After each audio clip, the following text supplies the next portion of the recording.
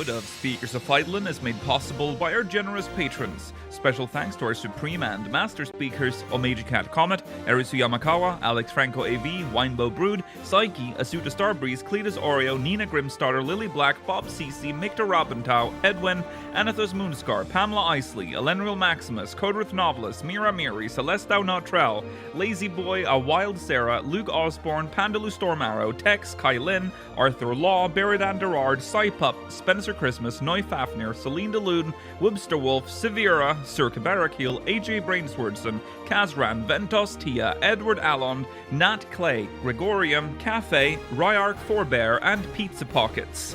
Support the show and become a patron today at patreon.com/SpeakersXIV. Thank you.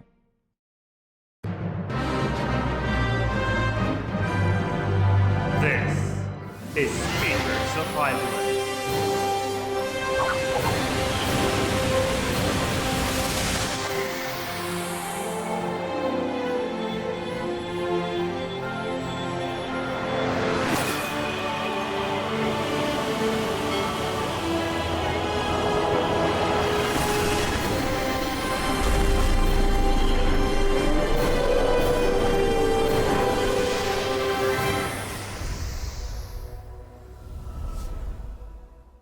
Good evening, Eorzeans. Welcome to Speakers of Eidolon, episode 352. I am Lakeel Bravestone, and I'm joined today by Georgi Wiston, Mela Vanadar, and Rolodes.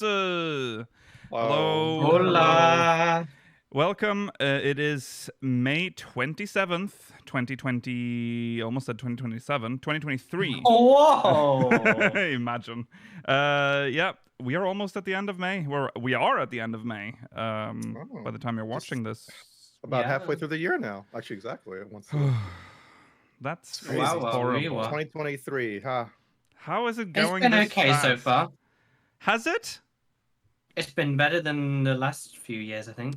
It's on, things are on the up, I think. Honestly, I think ever since 2020, it's just been like a blur. Nothing matters Yeah, anymore. that's true. Yeah, I agree with that. Yeah. I guess maybe it's getting a little better, but no. But the horizon is still bleak, as I say. there's stuff on the horizon. Welcome to a positive podcast. Anyways, that's not the topic for today.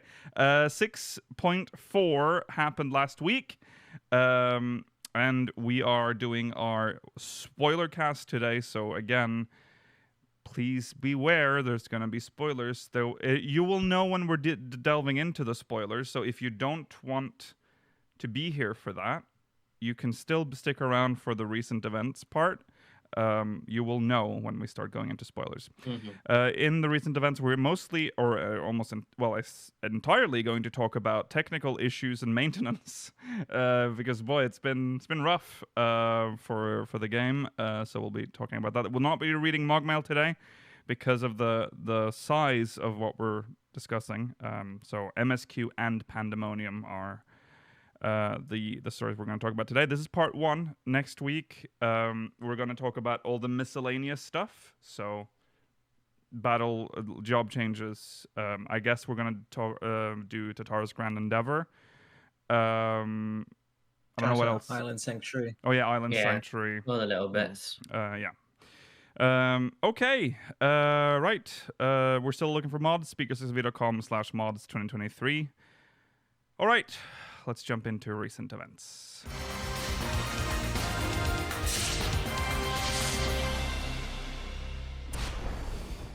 Well, it's been a lot of problems recently. This game keeps breaking. What happened? It seems especially bad for North America, like we talked about last week. And now there's been a public post in the Lodestone. Connection quality to North American data center degrading for customers using certain ISPs. This was posted on May 26th. We are currently receiving... We did see this when we were talking about the maintenance or the emergency maintenance for North America or whatever, when, it was when they had problems with their infrastructure or whatever. Some people were like, well, we also have a problem actually connecting to the servers after this. Well, this is what this is addressing. We are currently receiving a large number of inquiries from customers using certain ISPs about degraded connection quality when connecting to the North American data center. The development and infrastructure teams investigated and found no problems with the Final Fantasy XIV servers or data center.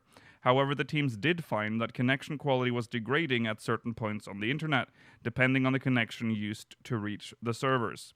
Although we are unable to directly investigate or address this issue, as it is not an area that we can handle internally, we are working with the network carriers that are directly connected to our servers to resolve the issue. But as the problem is in the internet pathways and the detailed jurisdiction is unclear. Oh my god, speaking of, what was that? Okay. Mamma I mia. thought that was Okay. Yeah, I always Okay, I just thought- leave it. I just don't That say was great anything whenever timing that there. happened. See, there's some work. They're working on something down the street from me, and I think it's affecting my internet because this has happened Makes a lot sense. over the past Yeah, week. recently. How fitting that it's happening during this post. But okay. Anyways, although we are unable to, I'll just restart this part. Although we are unable to directly investigate or address this issue, as it is not an area that we can handle internally, we're working with the network carriers that are directly connected to our servers to resolve the issue. But as the problem is in the internet pathways and the detailed jurisdiction is unclear, we have not received a positive response at this time. We will continue to strive to address this issue, but we would appreciate it if you could also contact your ISP or other service providers. I mean, So- that's fair. They can't. They don't have control over every wire on the world. No. I don't. believe most people have been reporting that it seems to be largely an issue with AT&T. Yes. Makes In sense. regards to California again. Mm-hmm. Just keep showing you. Mm-hmm. We gotta delete it. I don't think California is real, Rollo. I think you've been sold a It's lie and fake. you've just bought it as a thing. Yeah. Yeah. Redwood? That's not real. Yeah, That's a how can fake that be place. real? Have you looked at that shit? No, Fucking 2 million year old trees? I think that's fake. that's the Earth isn't even that old. 2-million-year-old trees. The Earth isn't even that old. What kind of trees are 2 million years? Oh my god! exactly. They're lying to you. Right, exactly. That's what they're saying, Mila, and it's a lie. I mean, the Earth is only like 10,000 years old. Yes, so Right, yeah, They right. have to be lying. Yeah, yeah. Unbelievable. Okay, so if you're having issues, contact your ISP. I guess I kind of have to soon. I think I have to do for other reasons, but yes. Moving on to the actual patch, because believe it or not, the patch brought some problems with it as well. So these are known issues after patch 6.4. This was posted on May 23rd. Sound will not play under certain conditions. Windows version only. Now this, I have a little bit of a conspiracy theory for this, and I think it's really funny if it's true. Because we know that with Endwalker came an addition that you have to pay for, which is a sound system, in which they had to change how sound worked in the game to fit this system, right? There was a whole overhaul of that system. Very few people use this, and the few that have used it, they find it to be really shit. Like, it's not good. There was recently an upgrade with this patch that was like the version 2.0 out now, which I guess no one cares about. And I think they have somehow fucked up the game's audio processing by using for this app that no one's using. So good luck, Square Enix. Because I feel like you have made this is a contract they probably can't get out of. So this is the game. So that they've just made more work for themselves. Okay, here we go. Sound will not play under certain conditions. Windows version only. That's why I think it's that. Because as far as I know, it's only available on Windows. This thing. I might be wrong here, but yeah, I was going to say you might not want to say that when it's not necessarily confirmed. I don't know if it's confirmed, but it is curious that it's only on the Windows version. We are prioritizing the investigation of this issue, and while it is possible that the issue may be caused by a temporary gamepad disconnection, we have not yet identified a definite cause at this time. We apologize for any inconvenience this may cause, and for any users who encounter this issue, the symptoms will not be resolved until the client is restarted. Please attempt the following, and then restart the client. If you are using a gamepad, that is recognized as a sound device, such as DualShock 4 or DualSense, please try and disable the corresponding sound device from the sound settings of your computer. This is very funny. There's a follow-up post to this, by the way, which kind of confirms that is not actually the issue. But I do know that has happened a few times where I've had my DualSense controller plugged in, and then all of a sudden I hear this super tiny, tinny sound like under my desk, and it's all my audio coming out of this tiny little speaker on my controller. Yeah, it's really irritating. If the above does not resolve the issue, please also try the following. Remove your gamepad and see if it resolves. Check to see if there are any device-related problems with your computer. In addition, that's so vague. Yes, that's very helpful. In addition, if you experience this issue, please kindly report it to the in-game bug section within the official forums and include information about your computer specs and what gamepad is being used. We greatly appreciate your cooperation. The afflatus... Okay, so that is the audio issue, which turns out to be a greater issue. We'll get back to it. But there are two other known issues. The Afflatus series equipment, as well as the Afflatus accessories, are categorized as unique. Minor. But yeah, okay. An error message, one or more items did not have the specified appearance, will appear when switching to a gear set with different glamour plates associated with the same equipment. So there you go. Those are were the known issues. One is bigger than the others. I mean, you don't want... it only matters for the ring anyway? For the Afflatus gear? Yes, I would assume so. Unless you need 2 chess pieces. And can't buy right. Well, yeah. Afflatus... What is the Afflatus series again? Which one of... It's the new script gear. Oh, the script 620 script gear. Right. For crafters and gatherers. Yeah.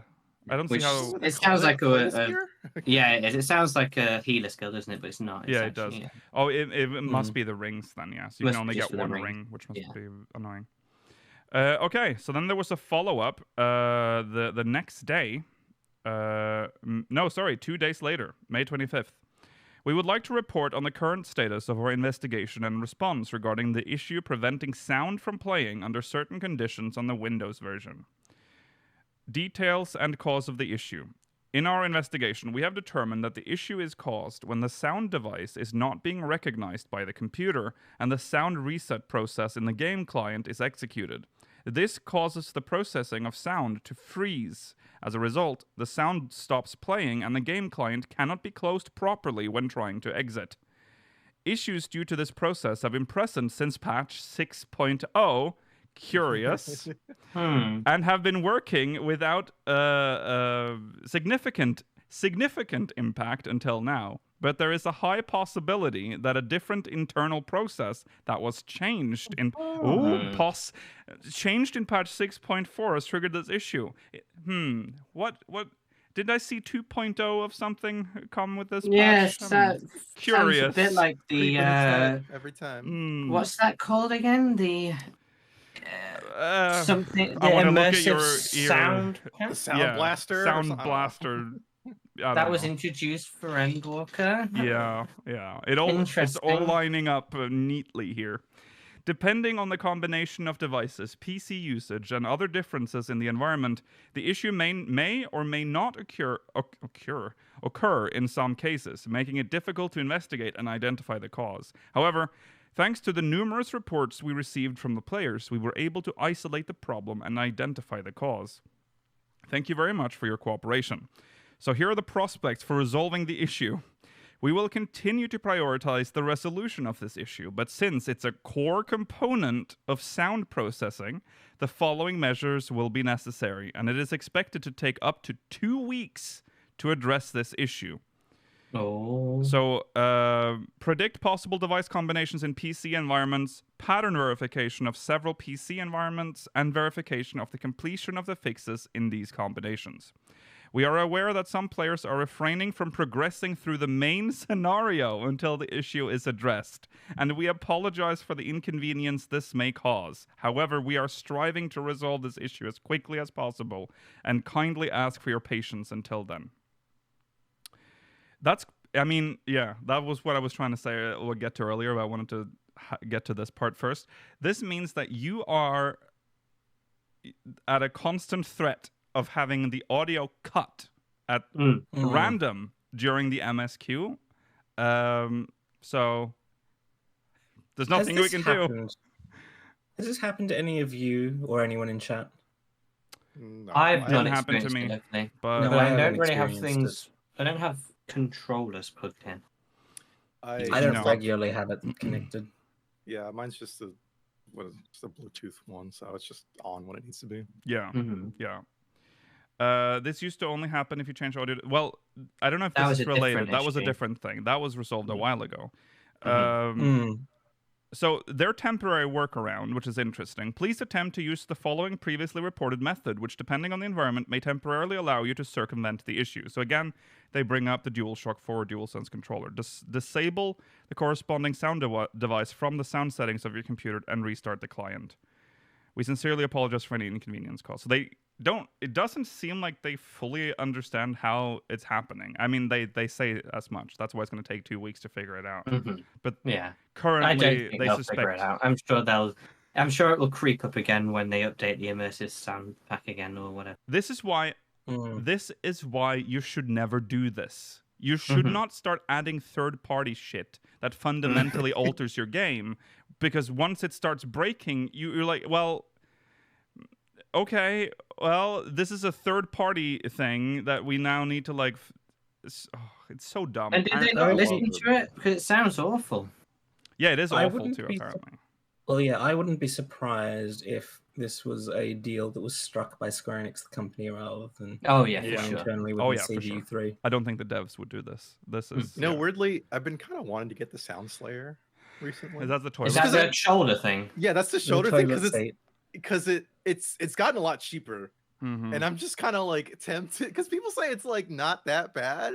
So like I've heard that as well. Yeah, maybe, I like, don't get think it. it's bad. It just but looks you funny. look like a fucking Yeah, idiot. you look like an, I mean, does you look like an idiot with ridiculous. AirPods in anyway, so it doesn't matter. I would say there's a significant difference between wearing There's a difference between AirPods and the a toilet seat around you. I mean, the thing is, you know what? Maybe next I mean- podcast you'll see me with the toilet. Oh fuck! I mean, well, I feel like we'd get a lot of audio feedback. also, no, you cannot The wear diff- that because that literally Oh, just there's a blasts fashion the audio accessory. out. Oh, it's an Okay. It's accessory. an That's fine. accessory, That's like a fine. necklace. You're owning it, really owning it. Mhm. Yeah. Oh, okay. I mean, you don't normally wear Sound Blaster out in public, would you?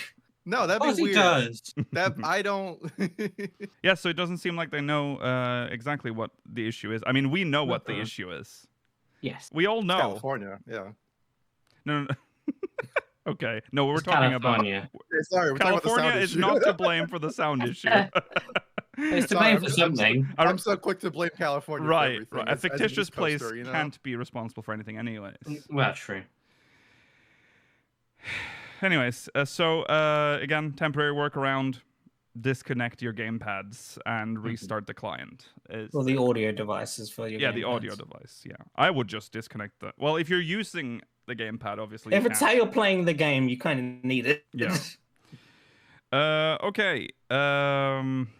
Well, we're not done with that because on May 29th, there will be a maintenance for patch 6.4 hotfixes. So this is good news because now they're going to fix all these issues, hopefully. Maintenance will take place on all worlds at the time below, during which Final Fantasy XIV will be unavailable. The maintenance will address an issue which causes servers to crash under certain conditions. That's pretty big. Yeah. As for the issue stated in the separate news titled "Issue with Sound Not Playing Under Certain Conditions" on the Windows version, it will require approximately 2 weeks to be addressed. So there will be another hotfix coming out at a later time. For details on the issues with sound, they direct you to that post. So maintenance starts May 29th, 2023 from 7 to 10 a.m. GMT. So very standard maintenance times. Early morning. That's 8 to 11 a.m. BST and 5 p.m. to 8 p.m. Australian Eastern Time. So this would be it would be 3 a.m. Middle of the night for 3 like, a.m. to 4 a.m. 6 p.m. 6 p.m. Yeah, sorry, 6 p.m. Yeah. Eastern Time. AM. A.M. time, huh? Unless theirs is like a 15-hour maintenance. For some No, reason. it is not a 15-hour maintenance. I'm having a stroke. Okay, so that's Not on just air. run-of-the-mill patch, or maintenance. So nothing Mhm. scary. There's no extra long wait times. Just a normal hotfix patch. There will nice be. It's interesting. Yeah, go on, Gary. It is interesting because they did tell us that when Savage released, there would be no maintenance, which I suspect this is not what it's for, but it has resulted in a maintenance around the time that Savage will be released. That's so true. That's fun. That is true. Okay. That's it for recent events. Now Yes. we're gonna have to warn you. We are going into spoilers. We're not doing Mogmail today because there's so much to talk about. But we are going into spoilers. Mhm. Oh, Oh, it's all red now. Has it always been like that? And Yeah. is it gonna? No, not since a while. All right. There you go. Oh. The spoiler cast has started. We are starting with the main scenario. Mm. We're gonna have to discuss what we think about the MSQ at the end. But Yes. I have opinions. That's right. I got onions too, buddy. Right. So we're gonna just do a little bit of a recap, I guess, of the story, and then discuss it as we go along. General what goes on. Yeah. Mhm. Yeah, we start in Mega Dudu as usual. I mean, we essentially just start where we pick up where we left off last time, with the attempt to get Asdaya out of the void. Yeah, Y'shtola had gone Rescue. away Yes. to look into void travel, Yes. and we've not Yes. heard anything from her since. Right. What is the actual building called, Likio? Mega Dudu. No, it's not. It's close though. Mega Duda. Mega Dudi. Yeah. Mega Mega Duda. Duda. Megaduda is correct. Okay. Nice. Foreign words are hard. I'm sorry. Yeah, but I'm so used to calling it Mega Dudu. I just Yeah. That's just what Well, it is. yeah, It's in recognition of fallen hero DD Mega Megadudu. Dudu. Yeah. DD Yeah. Megadudu. Anyways, we get we chat shine with Zero. Vashan. Oh yeah, Vajan. And that's how it then starts. Zero comes out and she's going to replenish her ether because she's so cool like that. She has like a time has passed, so she's like figured out a way to she has a thing going with what is the place called? Oh the god, proprietor of the Messan or something. Mareed. yeah Mareed. Mareed, yeah. The Mahane. Yeah. Mahane, that's it, yeah. She gets her curry. She gets curry from there. Yes, good on you. yeah. Love Yeah. a curry. Yeah. But you help her decide the spice that will be added. Mhm. when you go to You get a the big bazaar. choice here. Well, do you get a big choice? Because is the cutscene that follows the same every time? Of course it is. Yeah. So okay. So I it's believe so. not. Yeah. But Because you get a choice of different it spices. just felt like I had picked one that made sense with the cutscenes. I thought, wow, are they gonna get like Yes. different Yeah. animations? You But get no. like chili powder, peppercorns, some sort of like horseradish, and Mm, some flakes, like chili flakes or something. yeah, I don't some know. flakes. Which ones did you guys pick? I went for the yellow flakes because I thought it sounded like chili flakes, so it would work out quite well. Went for the red powder. I think I did that because they said because the one that said that it was so hot that even like smelling it Yeah, made you sweat. Damn. Or whatever. So I went for red powder on my original playthrough, and they went the yellow flakes on my. Oh, on my damn. Xbox. So No one I went didn't- I didn't peppercorns, get I'll any tell you that. unique ones. Well, No one's gone peppercorn is boring, peppercorns. isn't it? Yeah, I don't anyone pick. That's peppercorns. if curry was invented in Norway, it'd be like peppercorn. Yeah. So we go back. We bring our spice. We added. we make She makes an order, and she's like, "Wow, this is enough spice for like a whole. We can make a Kettle of lot of curry." a kettle of curry." And so she's like, "But I don't need that much." And she's like, "Well, we can." She's so selfish. We can give it to the other patrons in here. And it's like, oh, okay. So we end up giving the special curry to everyone there, and we had a funny cutscene. Well, It is a everyone that funny wants it. Everyone that wants it, obviously, although It's they don't well force them. animated. It's very hildy. Very. There is a little bit of Hildy in the in a couple of the cutscenes. Actually, A couple of cuts. Yeah. yeah. Yeah. It was a good one. But it's pulled back enough to not be full Hildebrand, because I think a lot of people would hate that. Yeah. You know how much I'm surprised at how many people hate Hildebrand. It's weird, isn't it? They crawl out of the woodwork every now and then. Surprising. Yeah.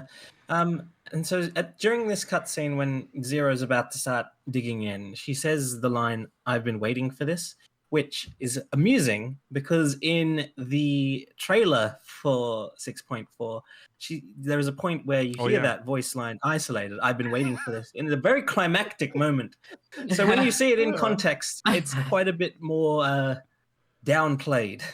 Yeah. It's just from some fucking man. Let me say that curry must have been the most ass blastingest curry ever. Dude, yeah. I don't think I man- could have quite handled that much of the spice. Do It's not been wild. forget about the naan. The naan looked The really okay, interesting. naan? Yeah. And also the mango lassi afterwards. yeah. Oh, with yeah, the- the mango lassi with like nice sugar cubes in. Yeah.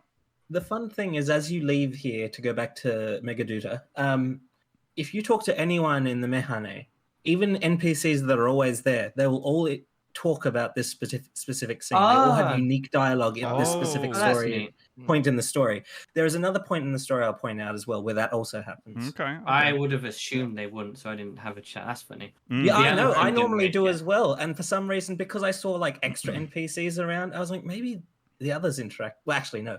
The reason I did it is because I interacted with an NPC that I didn't realize was always there. Right. Ah, okay. that's fair, yeah. Yeah. Well, I think the guy who tried the curry first time survived the whole ordeal, so good on him. And the naan could have done with being a bit more charred, but, you know, Okay. it's fine. Johnny Cash's Ring of Fire comes to mind. That's what you're here in the toilet. So we have our curry. I think we have a little bit of a chat. I don't know if it just fades out there. It's we don't very, really. It's just yeah, basically just we end up back in implied. Megaduty. Yeah, And we were we're gonna go You and get it, see. you get it. It's a little Yeah. sexual, by the way, with the curry eating thing, where she's like, "Yes, let us consume our ether," or some shit like. I was like, Oh this is yeah, that's little true. Yeah, she does sus. phrase it weirdly. Yeah. But that's just how she talks. And then once the cutscene is over, you get a little debuff, depending on which option you picked. Whether you chose to go for the extra spicy one or the more mild one, you'll get Yeah. one that's at level 1 or level 22. Right. I can't remember I the mean, exact name of the hopefully no debuff. one went for the mild one. I went No. for the mild one in my original playthrough because I know I'd go for the spicy one Yeah, later. well, yeah, that's Mm, yeah. mm. Mild people.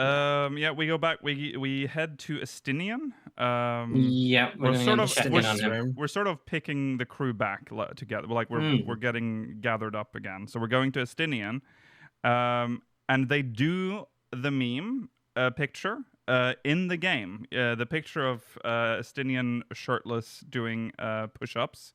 They've added a new level of sweating. sweat to him. I have to say now, and I know we were all thinking it, that sweat. It's while it is a bodily fluid on him, it may not look exactly what they intended, or maybe it does look Well, like what they intended. Who knows? I mean, It's a little you say stringy. that, but A little. I mean that might have been pearlescent. why they primed you earlier with the man in the Mehane starting to sweat after eating the curry. Mm-hmm. Mm. So You that sweat that physics. one, Because they that one's in your mind. they put that in afterwards because they're like, that kind of looks like Estinian's covered in. Yeah.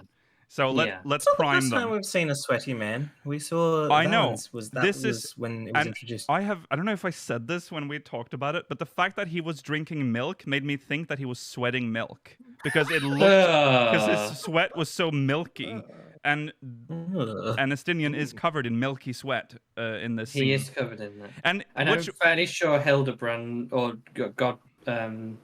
Godbert is going to be using that in the next. but what's strange quest. is that he has the sweat turned on. They've turned on the sweat particles, It's on, but yeah. he's not wet. No.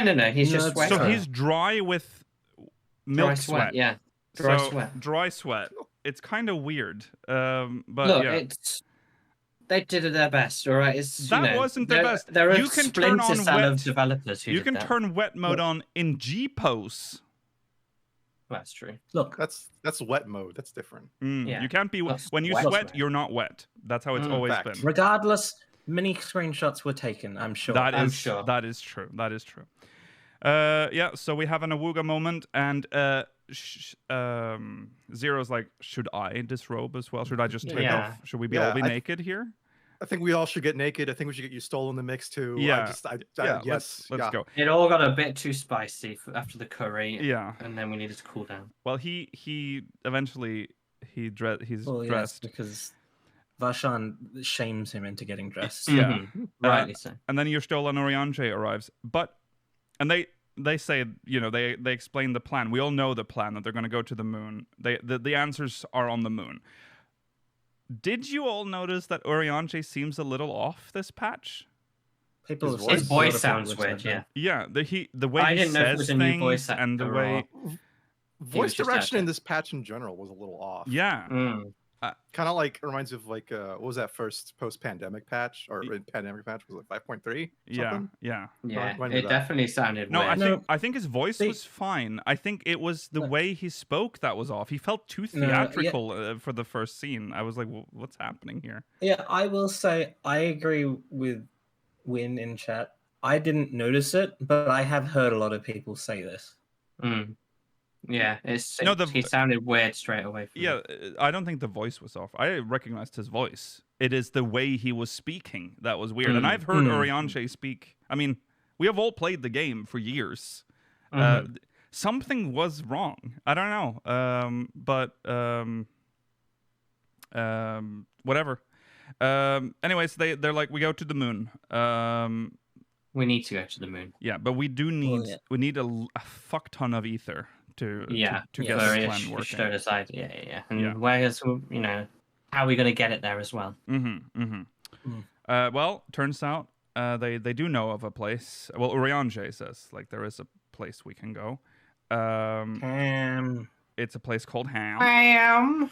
But to get there, we need permission from the forum.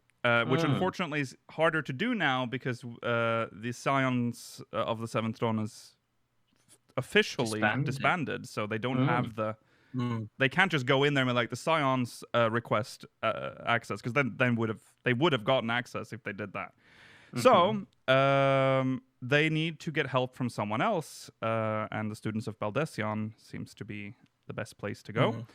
Yes. So Y'shtola is taking Estinian and the alchemists to the moon to work on that, while we work with Oriange, Zero, and Varshan. Yes, we travel, and I love it when the MSQ does this. It just moves us to the annex, the Baldecian annex. We still have to stop at the Crucible to pick up Varshan's adult body. That's true. Which annoyed me. Well, yeah. Yeah, we did do that. Yeah, it's a little inconsistent. I wish they just did it every time, but whatever. I don't know why we had to go pick up his body. No, no.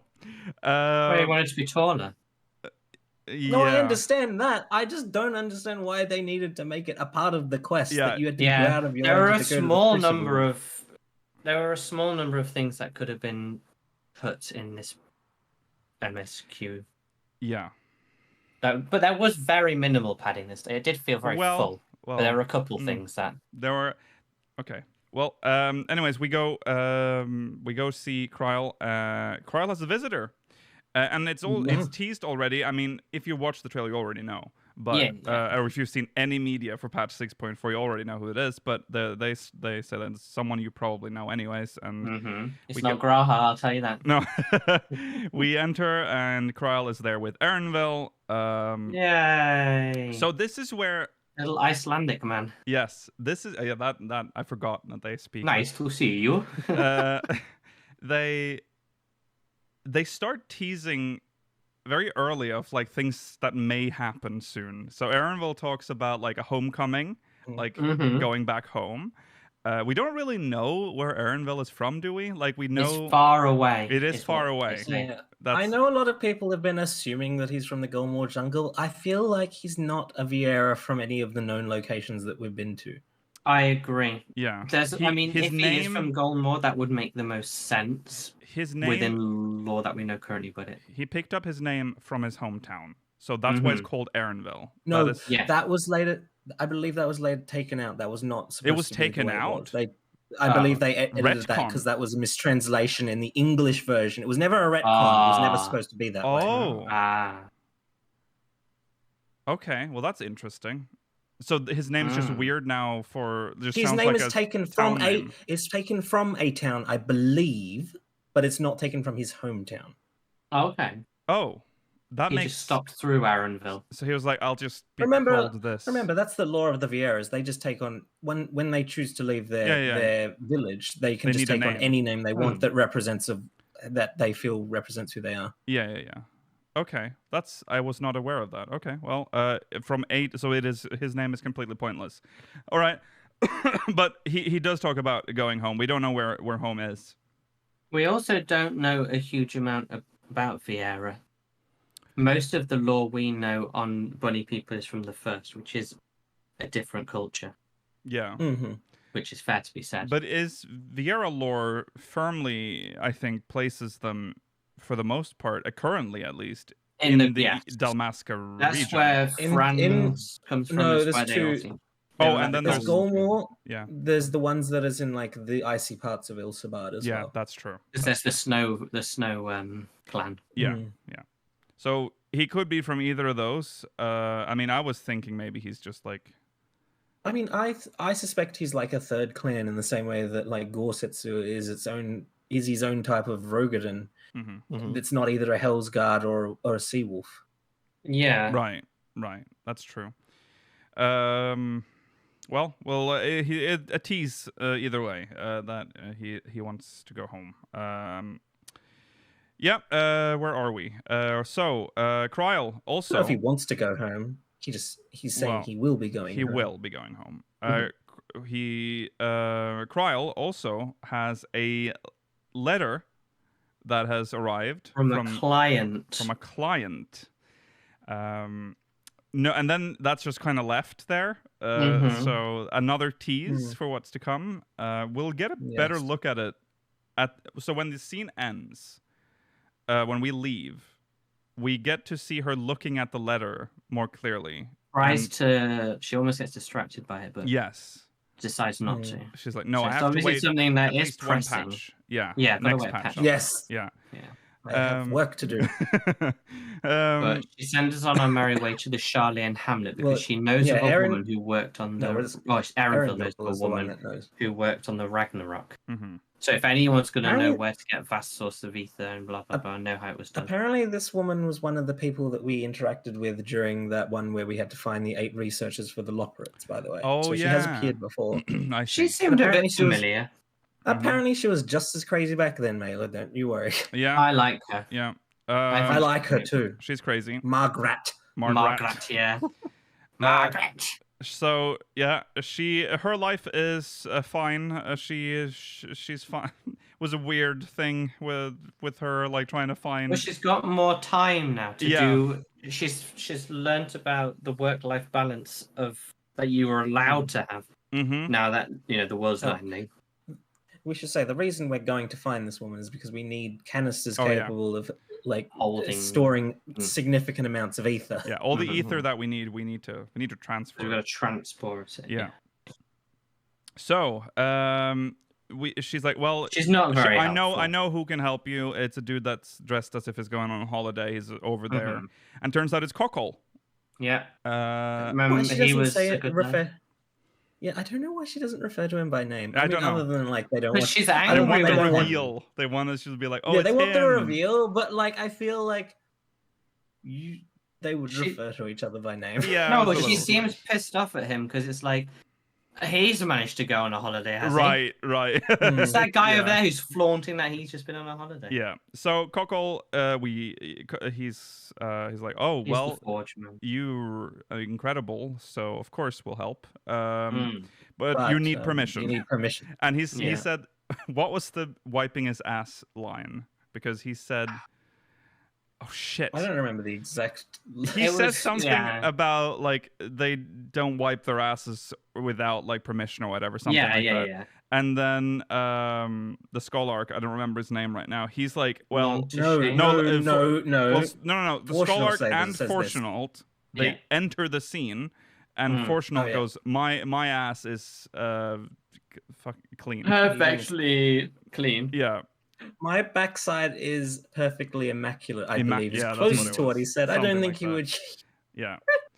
say my ass is fucking clean. And they're essentially saying that you have permission to go, essentially. I'm just boiling it down, obviously, but... Yeah, we had to go through this bureaucratic process. Yeah, we accelerated the process, though, because obviously we owe you. Yes. Yeah. And so we go to the dungeon. The ether font. Yeah, they've got the ship ready, which I was disappointed with. I don't know about you guys. I was disappointed that we were going on essentially a dinghy. I don't think it's that far, Naylor. Dinghy? I don't know how far it was, but I mean, the captain's there with the captain of the ship.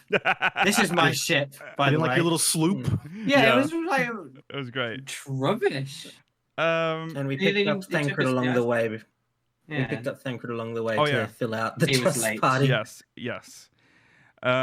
Which is very funny because he is introduced. We do the dungeon, and it's like, I'm gonna go. Bye. And then he's just gone. That was a weird scene with him and Zero, I think, at that point, wasn't there? Yes. Well, we'll get to that. That's like post-dungeon, I think, what you're talking about. So we go to the dungeon. Let's just quickly review the dungeon, I guess. I liked it. The 3 distinct parts. Yes. The 3 bosses were very good. 2 roaming bosses, which are very rare nowadays. Mm-hmm. All of them had quite interesting mechanics. The polar bear, the second one, used ruby weapon AoEs, which is weird, but we're apparently not the only time we're using that this patch. No. Bringing back ruby weapon, boys. Mm-hmm. And the last boss having like an unusual arena was very fun. I really liked the final arena. Even if the trust killed me one of my trusts killed me the first time I did it. I've heard a lot of people say that. Yeah. Yes. I like the first boss's design in its hideousness. I feel sorry for it. It can't close his mouth. Yeah. He has horrible teeth, but it's cute. It's not that mechanical, but yeah. He has attacks named after unidentified underwater phenomena, like the bloop. Oh, yeah. That's by the way. Right. I'd give it a high score. What is the final boss? I've done it a few times. The Octo Mammoth. The Octo Mammoth, which is also from 4, which is why it still uses the Final Fantasy 4 boss theme. Mm-hmm. I've done it on Xbox a few times now, and it's pretty quick as well. It is quick. It's not very long. Yeah. What do you think of the music? I think the music's great. Music's good though, yeah. Something weird or dissonant about, like, I don't know, killing all these like little animals to this song, you know? Yeah. I mean, I agree. The animal killing was a bit much, wasn't it? Yeah. Like, they've been driven. I don't know. They've been driven mad by the ether. Not all of them. They're like these giant puffins that were just killing. Well, they shouldn't. There were puffins in the background that didn't attack us. Those are the mad ones because they attacked us. I see. Yeah. It was just something about the music is like really whimsical and yeah. I mean, it is just a remix of the Charlian theme. Yeah, that was nice. It's strange, but yeah, it's good. I think the dungeon's fine, passable. Yeah, okay, dungeon. Yeah, a good one. Yeah. Okay, so as we're done with that, that's when they have this weird interaction because the arc for the character arc for Zero is just learning about how to be a normal person. The word today is trust. And she they have like a moment. It's like, why do you? Well, yeah, Thancred minimizes like you barely even needed me, which is true because we actually you could probably do this dungeon with the 3 trusts we had before Thancred even joined because Urianger we know can switch between DPS and healer. True, that's true. And so she's like, okay, so she's starting to like figure out what this is all about, and then this is the 3rd time there's a tease because Urianger and Thancred have a discussion or a brief exchange of words about this an invite from a client. Again, Which client? Who is this? And again, completely left. See, I'm of the opinion that the one involving Urianger and Thancred and then the one involving Kryl are different things, to be perfectly honest. Yeah, I believe interesting. Yeah. Because Kryl's not an Archon. That's true. Yeah, they specifically asked for Archons. They said they needed Archons. Yeah. But it's possible that the letter was to the Valdesian researchers. Well, yeah, and said we need Archons. It could be for Kryl, who is an Archon. Yeah, that's true. It's a difficult one. Yeah. But I mean, 2 leads is more interesting than 1, I suppose. Yeah. Well, technically, there's 3. Well, yeah. There's the Erinville thing as Erinville well. I wouldn't be surprised if the letter that Kryl gets is related to her supposed job change coming next expansion. Oh, yeah. Sure. When she turns into like Kryl will be the new job, whatever it is. She'll be a caster. A chemist. A chemist. No, I don't think we're getting because she's a tiny little lot. I don't think it'll be another healer. I think we're getting a caster. Yeah, probably. She'll be a pyromancer. So we now we've done. We've got the ether. We've secured the ether. 1 out of 2 done. So we need to transfer. The way to transfer this to the moon would be to use the Tower of Babel. That is crucial to the plan. But we can't just walk in there and use the tower ourselves. We again need permission from the what's the contingent actually called? Ilsabard contingent. So we go to Garlemald. We tell Lucia the plan, Lucia and Maxima. And they're like, well, yeah, I guess. Sounds but like a this good is plan. A problem because PTSD, essentially. Yeah. They don't like the tower because it controlled them. Yeah, it's the tower that threw them into disarray and destroyed everything. So it destroyed their nation. Yeah. This entire bit is just so bizarre. We're going around like, hi, can I use the mega death tower of ultimate despair? Sure, you can. Yeah. Like to traumatize barely living people. Your entire family was destroyed by this tower. It killed everyone in horrible ways. Can we just use it for a bit? I love the part at the start where Zero is like, what the fuck's wrong with them? Yeah. They're going to be in more danger if we don't use the tower. Yeah. Because this is exactly the perspective that a lot of people playing the game I know had that were frustrated with this entire arc. Yeah. Yeah. I'm just have a look at that tower over there. Oh, I don't want to look. No, have a look. That one that mind controlled you, ruined your entire nation. Now you've got to live off charity from the people your you family hate. and friends. And guess what, bitch? We're gonna turn it back on. Would you tell them? Yeah, I'm turning on the mega death tower of despair and ruin. We're only charging it with 7 casks of ether. Yes. We're only launching a death ray at the moon, like the Allegans did from the Crystal Tower, to bring Dalamud into orbit. It's done. Fine. I think this should have been one of the moments where you just may just do it and don't tell anybody. Yeah, that's what I think it would have worked out better than going around traumatizing people. Yeah, you're just making them Not if they scared. were underground. Send them all to Tertium and make them look down and just. Hey, what's that over there? It's it's Xenos again. Yeah. So we go to Tertium, and we meet up with the twins. And Eulus and all the lads. And that's when the 2 old gentlemen enter the scene. They were officials, not senators, but what remains of the political government, I guess, of Garlemald. The 1%. The 1%. Yeah. They're still alive. And they are full boomer mode, like literally. How you'd expect. They do not want to help. I mean, I understand. It's interesting because you kind of get it in a way, but it's the way they say it that's so annoying with these people. Because I understand the idea of like, okay, we're being like controlled by these other people. We need to make our own decisions at some point.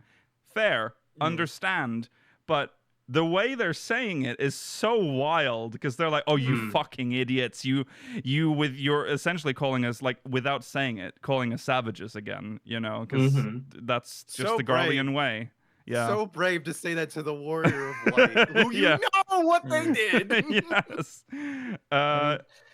Yeah. They don't want to, because currently they're entirely dependent on aid from Eorzea. Contingent. Yeah.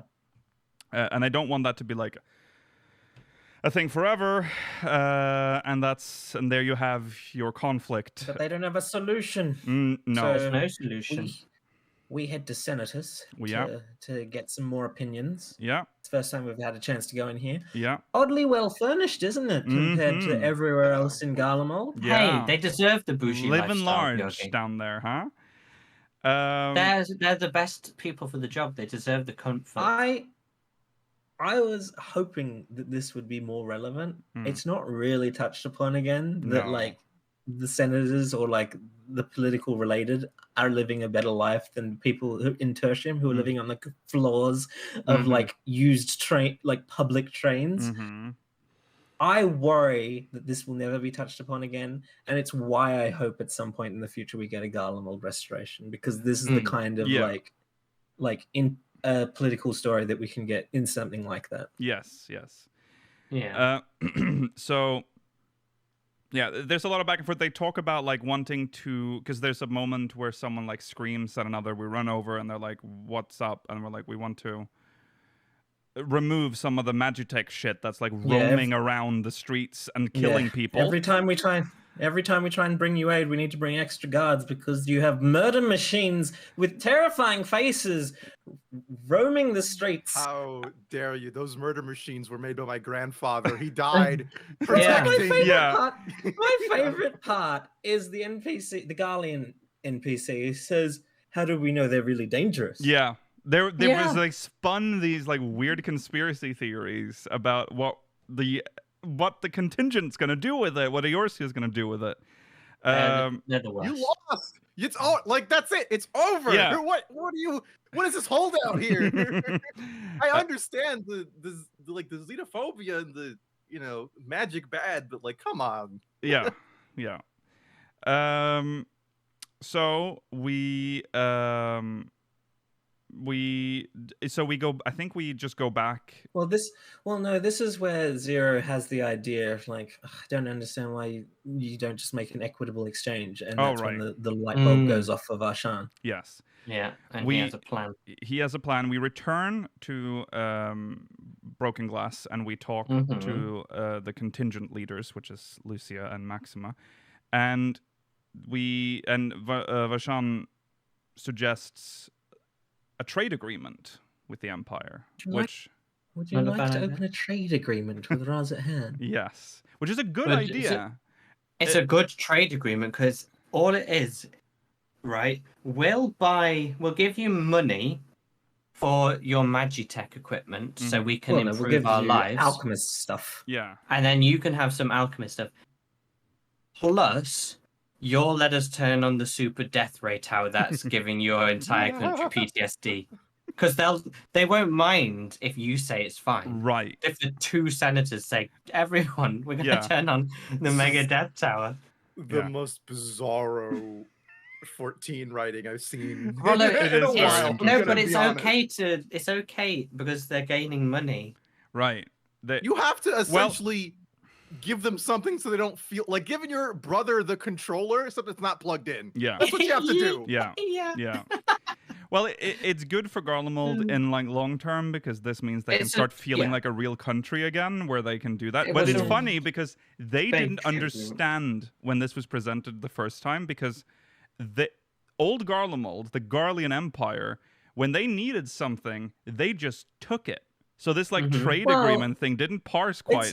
No, that's so interesting because Varshan talks about how they had like had a trade agreement before. I know. They've talked about this before. And so did Kugane. Yes, Kugane. That was the whole thing with Razadhan. They were neutral, so they could trade with anyone.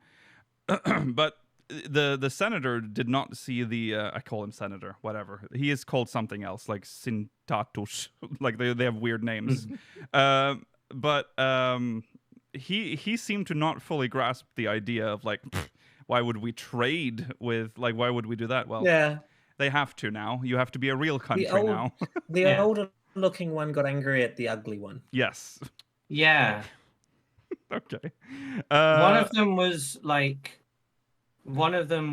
the good old person who is willing to embrace new ideas and knows that the world is moving on. There's a liberal and a conservative, just like a normal, exactly. normal parliament.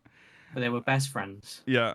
Probably. And then the old man... I don't really know anything about their relationship. The old man then is like, I'm gonna go. I'm gonna go tell the other senators about you. Yeah. And I'm gonna you're crazy. You fucking traitor. He calls him a traitor for supporting it. And so he's like, just goes outside into the streets of the horrible death machine. No, because he says they're not death dangerous. Machines. They're theirs, you know. They're nice. This was the most contrived part of the entire patch for me. Yeah. This was dumb. I feel like you can really tell that this Garlemald was not the focus. No. Yeah, absolutely. Like, not a lot of. But it's so this frustrates me to no end because this shows the potential of what a patch, like a full focus on Garlemald, could have been like, and they're just shafting it. Like they're just rushing us through it, weird contrived points, and then But I'm glad we got something at least. I'll take what I can get, Yoshi P. Well, anyways, he runs out, and of course he gets attacked by Magitech. We have to save him, and then he's like, "Don't take this to mean I owe you." And then he turns around. Yeah, he turns around. Euless brings him over to his side. Yeah, and he's like, I don't owe you anything. Right. Actually, I think this is a good idea. But he literally has like everything was better back in my day, like moment. I mean, listen, I agree with you. It probably was. If this is indicative of the quality of the writing of Garlemald would have been, I couldn't fucking deal with this shit for an entire expansion. Well, if it was expansion, there would have been a different. I mean, there would have been. This would have been way longer. They're not going to resolve it in save one Garlean senator. Everything's okay. If it was anything like this quality of writing in general, I'd be like, yeah. I agree with you. I think they have the ability to write this properly, but they just wanted to rush it along. Yeah. Anyway, so this is where they leave to go back and announce the trade agreement, and then Zero's like, "No, Euless, wait. Yeah, you bound that man with trust," which I thought was the weirdest fucking thing to say. Yeah. And then she says, like, she has this thing about. This is when we get the flashbacks, I think. Right? This is when we get the flashback from her perspective. Yeah, we get the first flashback of the Contra Memoria or whatever, the war. I also had friends once. Yeah. And then we have a moment where like, friends. And then we just get Xenos flashing. Yeah. I hated this. Like, why? What does that mean? Like, well, no, I think it wasn't. I think it wasn't talking about our perspective of friends. It was like because it was just talking about how Zero used the word friend and like how she describes it. So he's the only person who's ever called us a friend. That's not true. What? So we are literally surrounded by friends in the game. Yeah, but I would not classify Xenos as any of them. Like he's not my friend. He called us friend. Yeah, but friends. So the thing about friends, the only thing we could think it has to be mutual to be like a real friendship. Yeah, sure, but I mean, with the ones we have, it's like implied. You don't even need to say because they're such good friends. But with Xenos, out of all the people that they could show in that flashback, I found it strange that it was Xenos. Yeah. But, I'd have put Papalimo or something. We have lost so many friends that we don't have anymore. I think it's because Zero is directly related to Xenos as well. I don't think it's us thinking about our friends. I think it's us thinking about the fact that Xenos called us a friend and we're like, I guess he did have some sense of trust in us or something like that. Like, I think that's what you're supposed to think about. It's definitely not us reminiscing like, oh yeah, we were friends. No. that's not. It was just it didn't need it. Didn't need. I that. think what it was really jump saying scare. was that Xenos is still at the edge of the universe and he can come back at any time without a moment's notice to be reintroduced to the story as the greatest we jump to the hero moon. of all time. We go to the moon. We meet with Yestola and the crew and Elephant Lady. Fuck, I forget her name always. Nidana. And they're like, "Hey, we know how to do this now. We're gonna use the Zodiac hole, and we're gonna reopen it, and then we're gonna use the towers that were already around there. We've repaired them, fixed them, and we're gonna use them to contain any void sent that leak out. Essentially, that's the plan. Clever plan. If they were strong enough to hold Zodiac, then they're strong enough to hold. I mean, the biggest. Just remember that the biggest possible voice in that could come out. They can hold anything in massive voice in. Yeah. So let's think about what does come out. And the tower had enough ether to destroy the brand, so it only makes sense that the tower can be powerful enough to open a portal. Yeah. So we're gonna have to like speed up a little bit. Because now we're very beat for beat here. So we don't skip the don't skip the Lupperets. This was one of the worst. This is padding. This was like clear padding. This one was one of the worst. We meet with the Lupperets. Living Way is like, here's some machines that will help. But at least they talk like this all the time, so it's lovely. Yeah. We have to like they bring out their machines that are so essentially they need machines that can in case the void sent in case the void sent escape. They have these rabbit machines that will be able to stop them. In case the smaller void sent escape. We will never see them again. To sneak through. Right. No. They will never appear. No. This was pointless. But Zero does a funny thing where she turns in. She's like, I am a void sent. Ichigo Kurosaki. Yeah. And she channels her Reiyatsu and overwhelms them with sheer spirit energy. Yeah, and then you have to do / rally or whatever to the you need to encourage them to rebuild the ones that she broke. So it was. I like this, but I understand why a lot of people hate it. I have no value for the overall plot, but fine. They open the hole.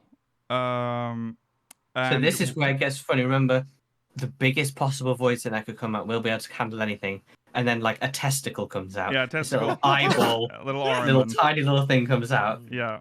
It's like, Master Golbez will like this. Well, you have to remember... And then he was going to go back. And he's like, oh no, boundless ether, I'm so hungry. And then he just... exactly. He gets distracted. Yeah.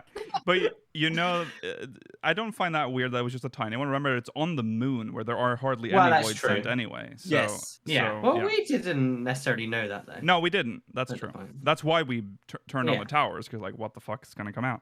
We don't know, like, maybe Golbez has an entire fucking army up there. Yeah.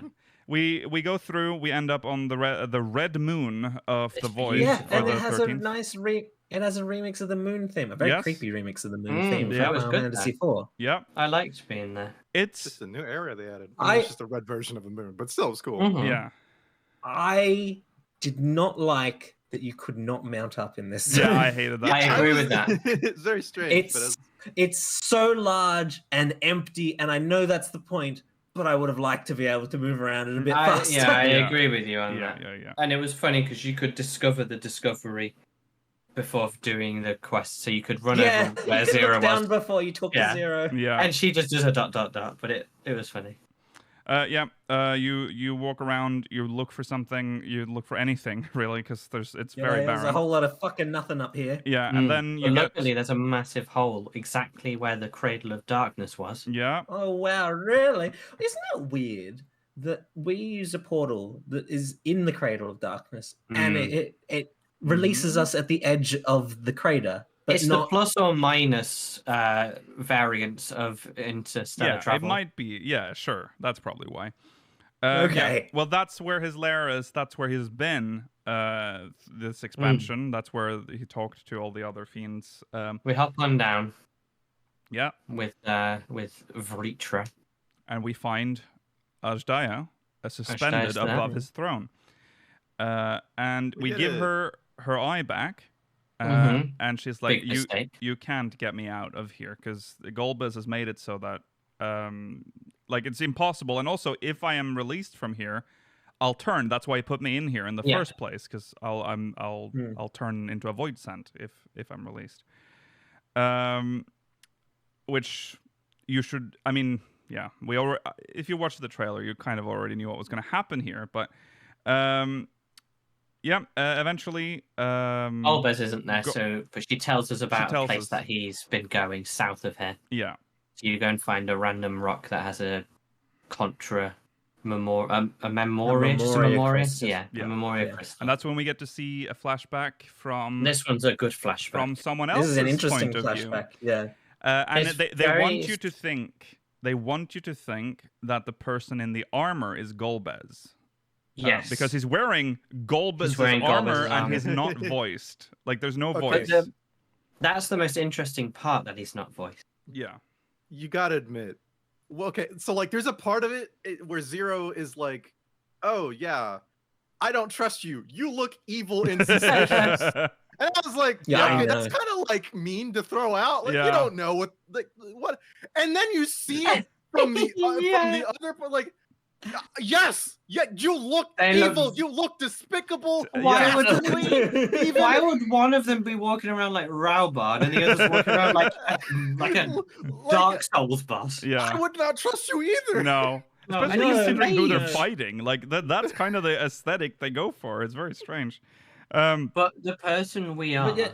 Yeah. No, you think that who you were talking to is Golbez because he has Golbez's voice. Yes. Yes. But then it zooms out and we see that we're in Golbez's armor. Yes. And this person that we're talking to is actually named Durant. Yes. Whoa. But later on. But it is a twist again, because it is. I do believe that the person Durant is Golbez. Durant right? is Golbez, because because at the end we see again that he has his helmet. Well, first of all, what you should know is that if that was Golbez's memories, he shouldn't be in the crystal, right? Because he's walking around up on this moon. This is someone else's crystal. True. Yeah. Well, later on, I think it's at the very end. It is at the Durant says that he's doing this so that people can see Golbez as a hero. Yeah. And then he laughs in a really evil way, as if he's a good person. This armor is in fact evil. Yes. So Golbez is like, I'm here now. He just jumps from nowhere. Yeah. He brings Azjaya up with him from the sky, and it's like Nero's hammer. Yeah. Yeah, you've helped. You've fucked up. Yeah. By giving Azjaya hope. Yeah. Yeah. And then he removes Azjaya's protection thing, and she turns into a void shadow dragon. Yeah. Then we do the trial. Very good trial. It's a good trial. Very good trial. Yeah. Music's great. The mechanics stronger are good. than Ruby Cante in all big ways. cube in the sky. Yeah, they really don't like that it's a big cube in the sky. No, it's really ugly. It's very ugly. Strange. I thought it was like, I don't know, like a different dimension or a portal or something. He just floats up a cube and you find out that. Yeah, why? It doesn't make any sense. Yeah, I will say that the arena is a lot. Like visually, it's hard to see. It's a lot going on, especially in those It's extreme. quite small as well for a trial arena. Yeah. Did you have any wipes when you guys first cleared it? I think we first. No, I don't think so. No, well, there was one, I think, because a lot of people died, so we jumped off the edge to reset. We wiped twice in the last 25% because all the DPS kept dying. And I could not raise them fast enough for the stacks to not kill me. That's upsetting. Yeah, it's a really good fight. Yeah. I think in terms of this expansion, we still have one more trial to go, but yeah. I mean, obviously, we started with the strongest ones. Hydralin and Zodiac still probably my favorite, and the extremes as well. But this one's like. It's around Barbarici level. It's good. And there's a lot happening. It's not boring like Rubicante. Yeah, I think, probably. What do you guys think of the extreme? Because you guys have done a little bit of the extreme. I like it. I think it flows nicely. It's good, but again, I will say the visual overload of that fight is worse in extreme because there are. Well, the difficulty is in modern Final Fantasy XIV at the moment.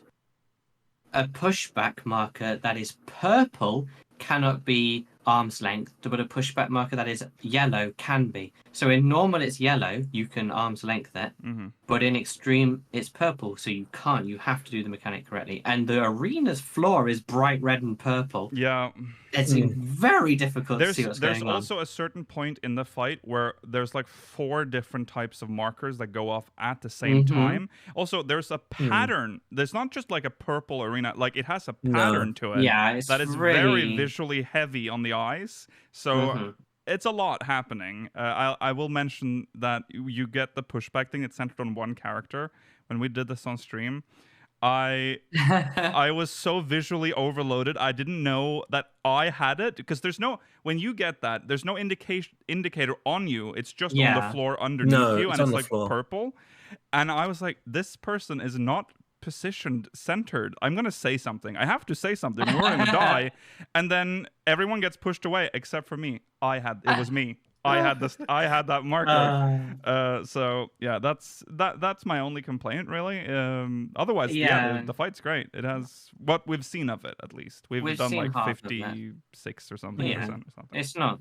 There's a few things that change afterwards, but I don't think much. But I think this fight's quite a good example of where the game sometimes fails in from an accessibility point of view. Yes, I agree. Yes. Okay. Well, anyways, we defeat him. He is, of course, not dead. He shrinks. He shrinks. He just becomes tiny. He shrinks. Yeah. You going limp on me, buddy? We remove a lot Come of on. ether. Yeah. But not enough. I hate that enemies don't die in this game. Right. Well, this is a direct reference to when you beat Golbez in Final Fantasy IV. Yes. He then is like, haha, I'll take this this dragon, and I will throw it in the hole because there's something down there. Because we allude to it.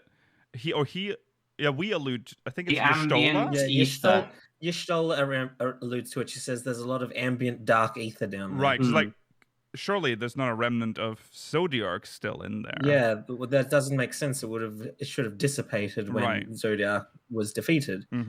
But Golbez explains that because ether can't return to the life stream in the 13th, it has just been swirling around there. Yeah, and he's been cooking up some shit. Yeah, go on, Rollo. That does answer some questions. That's saying that essentially there was at least some kind of essence of a Zodiark on every shard. Yep. But they went away, except for the 13th. So it makes sense because they had said both things in the past. Like Yoshi P or other people had said that the Zodiarks had dissipated, but also it would be relevant moving forward. I didn't know how to resolve that, but here we are. Yeah, it makes perfect sense. He throws he throws Azjaya into the hole. He's like, you can feed on this or whatever. And that funny purple smoke thing that was in the trailer happens, and now we know what it was. It's Zeromus, which is how you pronounce that. Zeromus. Yeah, Zeromus. I know. Everyone I talk to says, it's obviously Zeromus. I thought it was Zeromus. Zeromus. Zeromus. Yeah. Who we briefly see.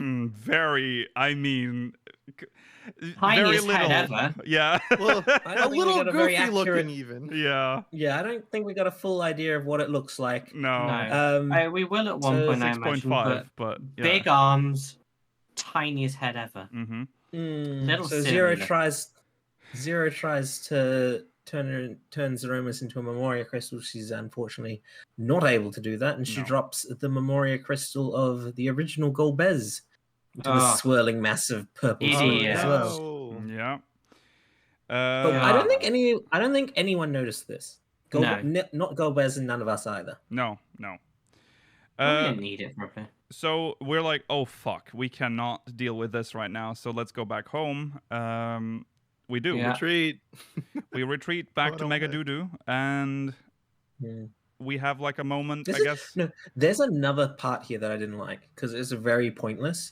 Before we go to Mega Doodoo, we have to go see Rianche in Bestaway Burrows and tell him exactly what happened. Yes, right. Yeah. Pointless. Yeah. And then we go back home, and then we're like, okay, well, mission failed. In every It didn't go to possible plan. way. Oh yeah. Not only did we fail, we made the problem worse. Yes.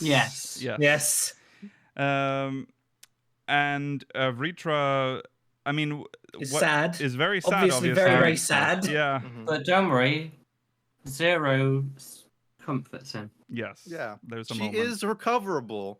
They do state that. Because at one point I thought it was like, oh, is that guy just like done straight up? Right. Her soul exists in a void sense, has all the souls inside, and once it's defeated, the soul's released. I start saying a bunch of the Italian names from patch 6.2, and I just love the accent that she adopted. Hello. We need to remember that Gagnazzo and Farfanello were actually in my domain. Very good. And that. And then they still had that fear of Barbariccia. Yes. We got a flashback to it was Siriato, not Cagnazzo. Yes, I know. Yeah. I was just picking a random name. And then that's it. That's the MSQ. Yeah. That's essentially it, yeah. So in terms of the future, we've obviously not finished the Void then. No. We will essentially, we'll finish it next patch probably and then pivot. Maybe not even next patch, though. Maybe there not. are 2 story patches that remain. Oh, that's true. That's the 5.5 as well. No, that was just a blip. I suspect it will wrap it up in the 6.5, and then the 6.55 will be the switch over to pivot to the next expansion. Well, we're really going to kill Zeromus in one bit there. No, well, yes. Yeah. See, what? Okay. So I have some criticisms for this MSQ. Yes, I was waiting for this because I knew you had criticisms of it. All right. Oh, so we're just talking about the now we're just MSQ now. Yeah, okay. yeah. Just MSQ so far. How'd you like it? I liked this more than 6.3. Yes, I felt like this was more than 6.3. I thought I liked most of it, but the ending felt rushed and weird. Like it felt like we get to the end, and then he goes, "Ha! Kill this dragon!" Throws it in. Zeromus tease, run home. Like it's very strange. You just come off a fight with Golbez, and then you just run home. It is an unsatisfying ending. Just for a Final Fantasy IV cameo. Like it's very. I don't know. I didn't like. I mean, the fun part is that we just inherently have a time limit when we're in the void because of the protection crystals. The warding scales. Yes. I think you can really tell that the way 14 is written and the way kind of patches, like the time length between patches, that the pivot not being in the 0.3 patch kind of makes this story a bit long in the tooth, you know? Yes. Yeah. I should say I like it. Like if this all this happened in like a 6.2 or something, I wouldn't have felt too weird about it. But now that it's still kind of going at 6.4, I'm kind of I want some kind of payoff sometime soon. You know, I'm being edged and teased. Yeah. The issue is that 6.3 really felt like we were spinning our wheels because it felt like we were just we have more minions of Golbez we need to take out, so we need to take them out before we can progress the story. Yeah. And then this part, I don't know why, but even up till after when we defeated Golbez, I was like, yay, we win, because I'd completely not even considered the fact that Zeromus was going to be relevant at that point in the story, because I was like, this has to be the end. But no, it's not. Yeah, we're going to be doing this. It's been drawn out quite a bit. They're drawing out this whole Final Fantasy IV storyline so much, but the trouble is, it's also pretty much the only plot. There's no B plot. There's no intrigue other than there's little breadcrumbs here and there of what's to come. I mean, think about where this started with the newfound adventure. Yeah. there was like hope for so much, like, oh, we can go here and here and here. Then they've decided, well, no, we're going on this particular path, and we're going to spend each patch like rushing through the baddies, but then having like this, now we're going to have to wait a patch to kill you. Yeah. And then, oh, now we've killed you very, very quickly.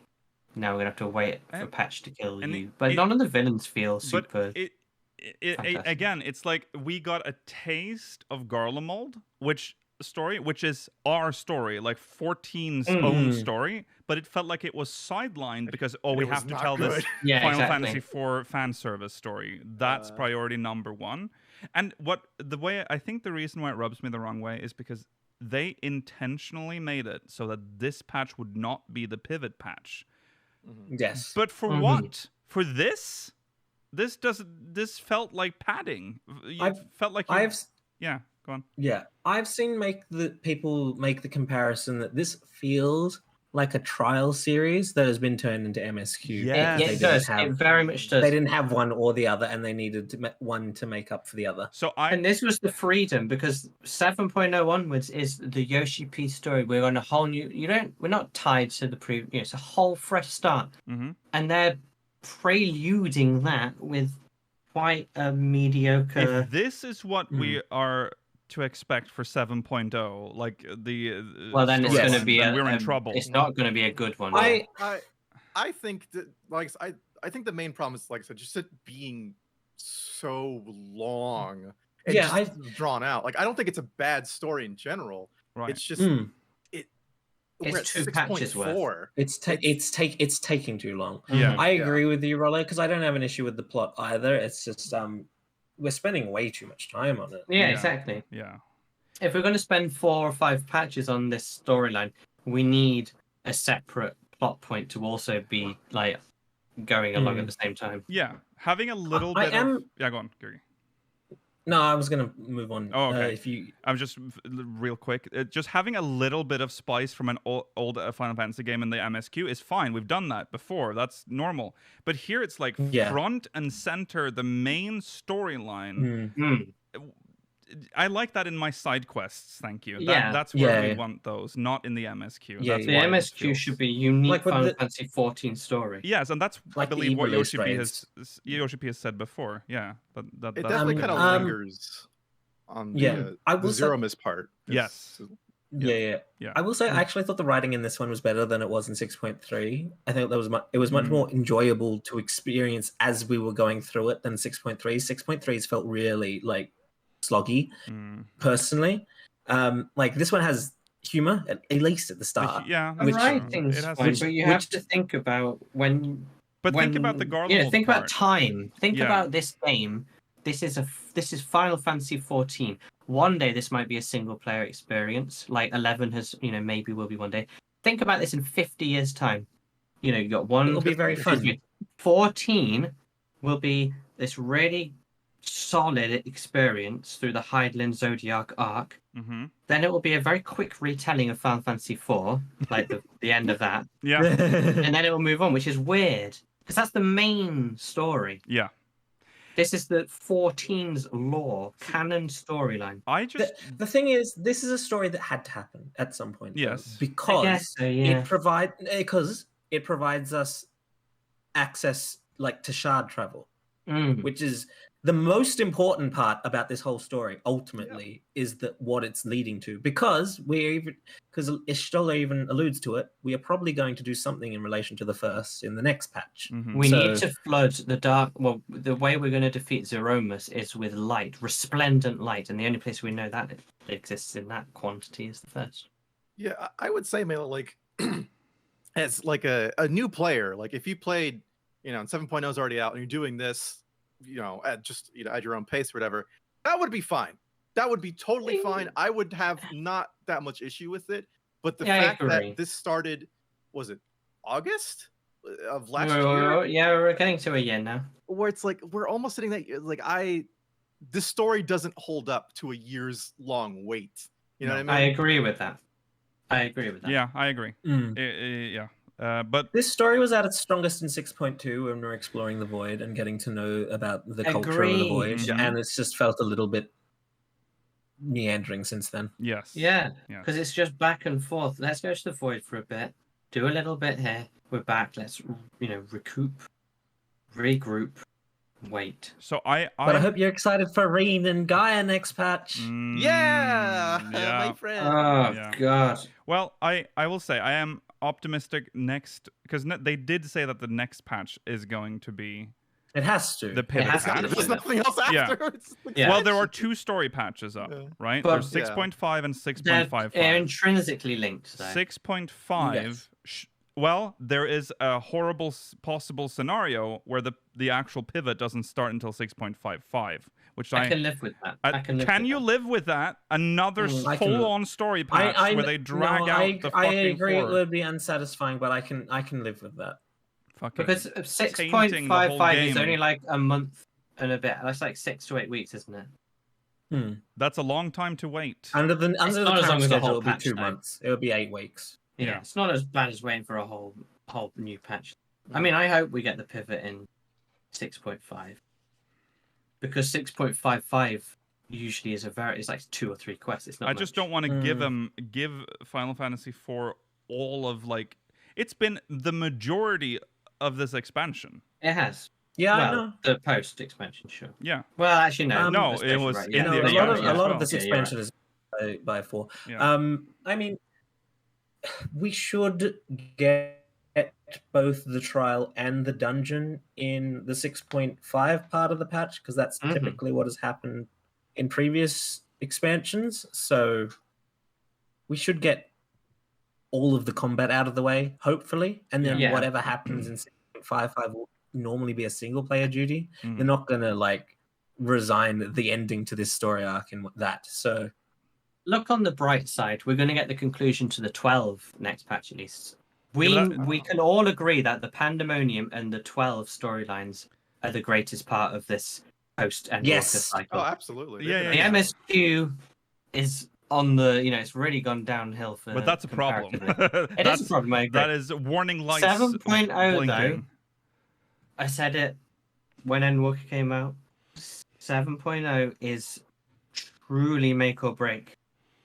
And I know there'll be thousands of people who will play no matter what, but for if this is the next 10 years, 7.0 has to be a resounding, very intriguing start to a new storyline. Very, very good expansion. I hope they go back to the older style of patches in terms of when the pivot is for 7.0. I'd rather that be at 7.3. I think, depending how the story goes. Yeah. Especially if it's starting a new arc.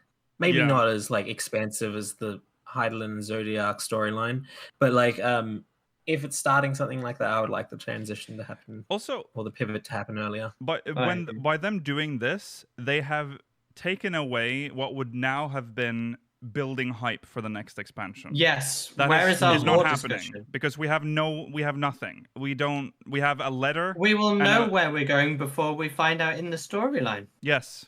We will. Yeah. Which is weird. I know. That's weird. That's really strange. I don't like that. This is the first time where people may truly consider not wanting to watch the reveals because it's because there's no indication where we're going in the actual game. In the MSQ. Because that moment is supposed to be when they do that pivot in all the other expansions, it's like a moment of you get and then we get vindicated when the trailer then the reveal and then you see it. Yeah, because remember the one for Shadowbringers where we're like Garlemald. No, this isn't Garlemald. Well, no, at the first Fan Fest also we still didn't even know we were going to the first. We were theorizing. But it was so intriguing. It was intriguing, but we were theorizing that Raktika and Amarang were parts of Dalmasca. Yeah, I missed that. Those are the days. Yeah. But now it'll be weird because, we'll have to have some idea from the first trailer and the first Fan Fest. That's usually a big dump. It's usually a big reveal. That's when they reveal it, essentially. Yeah. So, God.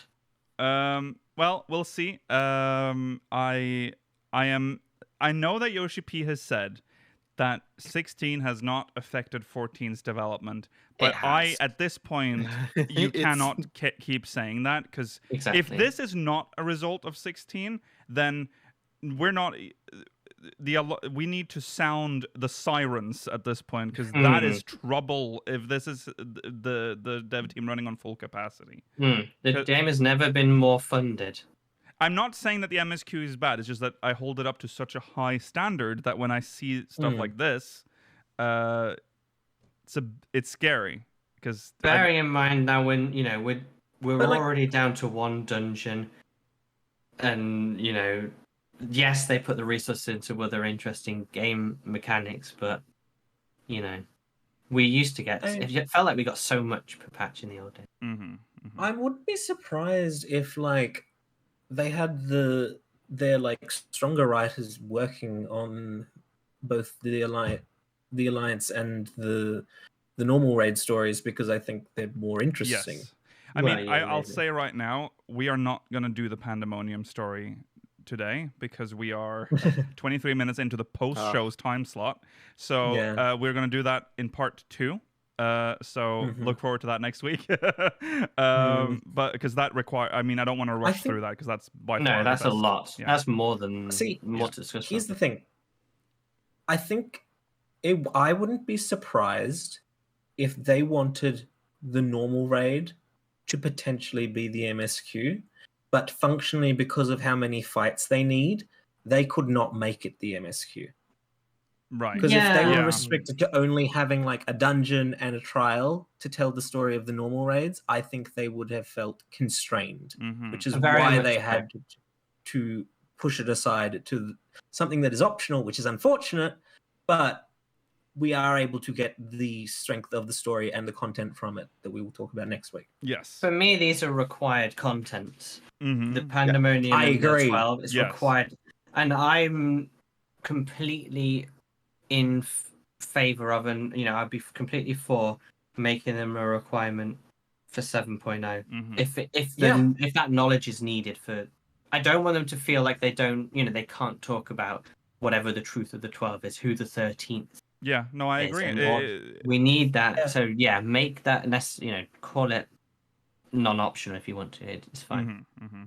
The Pandæmonium raid in particular feels like stuff that has further influence on the world. Yeah, but I felt that way about the Eden raid as well, to be honest. Considering Gaia Eden did have. I agree. Yeah. Binding Coils. This Coil series. Well, Binding Coils suffers from being existing before. I think they one day need to go back and make a normal mode of Coil. Yeah, because I just think it's so important to the plot. I agree, 100%. Could you imagine if the next expansion is all right, you have to have cleared Coil, you have to clear Alexander, Omega, Eden, as well as Pandæmonium, along with at least the 12 raid. Well, I'm fine with that, because most people should have by now. Most people do, but I don't think you can ever make more than 1 or 2 pieces of optional content required per expansion, because I think that's a lot for some people who only dip in and out every now and then. If they were somehow able to make a normal nerfed version of all of the normal raids, even nerfing the ones that are currently available, and then make them trust compatible, you could potentially make it required, because it will be easier to do with trust. You don't have to That's the thing. And then we know they're experimenting with it. There are trials that you can use trust now with the new patches. So it can happen in the future. This one to be that way. It does seem to take them a lot of work, though. It does. Yes. Also, Coil is a whole other can of worms, because it doesn't even have a normal mode, so they have to make that first. So there's a lot. I think their first experiment into a trial with trusts was actually backdoored as a solo duty with the Memoria quest line in Bosnia in Shadowbringers. True. Okay. Well. Even though it sounds like we're very negative on the MSQ right now, it's because I like it. It's a good story. I'm not as down on it as we might think either. It is just there's some we're elements just putting it into that are not great. And thinking about where it might go and what we're used to. If you're watching this show, you know how we are. That's just how it is. And but I can tell you right now on the internet. That's what we are. Yeah. I can tell you right now. I loved the Pandemonium story, so I'm so excited to talk about it next week. Oh yeah, Pandemonium, that's brilliant. Yeah, so much to say there. Yeah. MSQ's good. It's just. Okay, MSQ is okay. Okay. So MSQ is okay, but it's just we can't walk so back now. The damage control we can do after the video's made. Like after it's up on YouTube, we can do damage after we control. See the comments and we get nervous. Yeah, that's when we do that. We can't walk back before the feedback. I mean, I know. I still say I think it's good. I think the worst part of it is the Garlemald stuff. I just think that was really bad writing. More so the problem. I think the Garlemald stuff suffers from not having enough time spent on it. Yeah, rushing. Yeah. I think it was rushed. Remove the Loporrits and add more to Garlemald. I think the last. I mean, the Loporrits were there for like half a quest. the other half of the MSQ feels like it should have been trial story, like Jurgi said. It feels like just should have been side content essentially. And I wish the Garlemald story was most of this patch. Like they had full enough time to write it properly, because I think what Rollo is feeling is this: they had to shorten everything the fuck down, condense it, and make it weird. It's hard to believe that this is how Garlemald is currently run, and this was the correct solution, and there was almost no objection to it. Right. And people's feelings were immediately just pushed aside because of going around a refugee camp being like, hey, what do you think about the Mega Death Tower? We're gonna turn it on again. How do you feel? That's insane to me. But also please don't turn it on. We're going to. We just needed to check your opinion on also the fact that we actually get to see 2 members of Garlean Parliament, and then the mention of other senators existing, and never seeing anyone else when they make one of the biggest decisions New Garlemald has ever made. Some of them were I think some of them were in the background of that scene where they made the official announcement in Tertium. Right, they might. Yeah, there were some important looking ones. Oh, I meant to mention earlier that scene after Tertium, when they make that announcement, everyone in Tertium will talk about it as well. Well, that's nice. That's cool. So some of them are like, I don't know if I still like this whole turning on the tower thing, but if they say so, I guess it's okay. It's I don't know about this new Garlemald Republic then. Okay, so that's the MSQ. We do not have time to cover the Pandæmonium. We'll do that next week. I think I'm just going to say it right now. Next week, it's going to be an XL episode, just so we don't have 3 parts. Good idea. So we will cover Pandæmonium, Tatara's Great Endeavor, and all the miscellaneous stuff like battle updates, the front line, all the other stuff, Island Sanctuary, and all that stuff. All right, all the little bits and bobs. Okay, well there you go. That's it. Thanks for watching. Okay, I'll just skip that. Spoilers are over. No more spoilers. Thanks for watching, everyone. We'll be back next week, same time, same place. Remember to follow on Twitter at SpeakersXIV, twitch.tv/SpeakersOfHeidland, youtube.com/SpeakersXIV, Discord and chat if you want to join our Discord server. If you're watching on demand, links in the description. Send us Mogmail. You can send us Mogmail, but remember that we will not read it next week. We will read it the following week, okay? The week after. Yeah. We're going to have to do a pretty long segment of Mogmails next week. Or the week after, sorry. Send us your onions. If we get a lot of Mogmail specifically focusing on the MSQ and this particular patch, should we prioritize those? Yeah, we probably should do that. But yeah. Okay, well, this episode flew by. I mean, there was some significant technical difficulties. Yeah, but that was like 15 We might have been able to cover Pandæmonium if it wasn't for that. Yeah, possibly. I think so, yeah. Possibly. That's fine. All right. Well, anyways, we'll be back next week. I've said it all. If you're watching live, we're going into the post show now. We'll see you there. Goodbye. Bye. Goodbye.